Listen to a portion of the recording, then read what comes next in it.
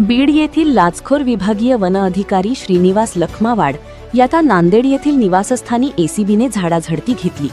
त्याच्या नांदेड येथील घरात एसीबीच्या पथकाला 1,07,000 रुपये रोख, 3 तोळे सोने आणि शेतजमिनीची कागदपत्रे आढळली। त्याच्या बँक खात्याचे तपशील मात्र आढळले नाहीत। रोख रक्कम, सोने आणि 10 एकर शेतीची कागदपत्रे एसीबीच्या पथकाने जप्त केली। बीड येथील विभागीय वन अधिकारी श्रीनिवास लखमावाड याला 45 लाख रुपयांची लाच घेताना अटक करण्यात आली। श्रीनिवास लखमावाड हा मूळचा नांदेडचा रहिवासी आहे। नांदेड शहरातील आनंदनगर भागात त्याचं वडिलोपार्जित घर आहे। याच घरी काल रात्री नांदेड एसीबीने झाडाझडती घेतली। रात्री 2:30 वाजेपर्यंत ही कारवाई सुरू होती।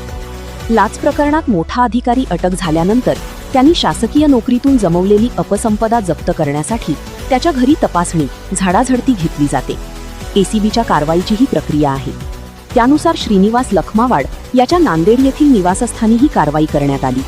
31/7/2026 रोजी पोलीस स्टेशन शिवाजीनगर बीड गुन्हा रजिस्टर नंबर 219/2026 कलम 7 भ्रष्टाचार प्रतिबंधक अधिनियम 1988 अन्वये बीड येथील विभागीय वन अधिकारी श्रीनिवास लखमावाड सामाजिक वनीकरण बीड यांच्यावरती लाच स्वीकारल्याचा गुन्हा दाखल झालेला आहे। सदर गुन्ह्याच्या अनुषंगाने मान्य वरिष्ठांच्या आदेशान्वये आम्हाला त्यांच्या घराची घरझडती घेण्यासाठी आदेश प्राप्त झाले। त्यावरून आम्ही त्यांचे घर गीतानगर नांदेड येथे जाऊन त्यांच्या घराची झडती घेतली असता त्यांच्या घरामध्ये आम्हाला एकूण 1,07,000 रुपये रोख रक्कम व 3 तोळे सोनं असं मिळून आलेलं आहे।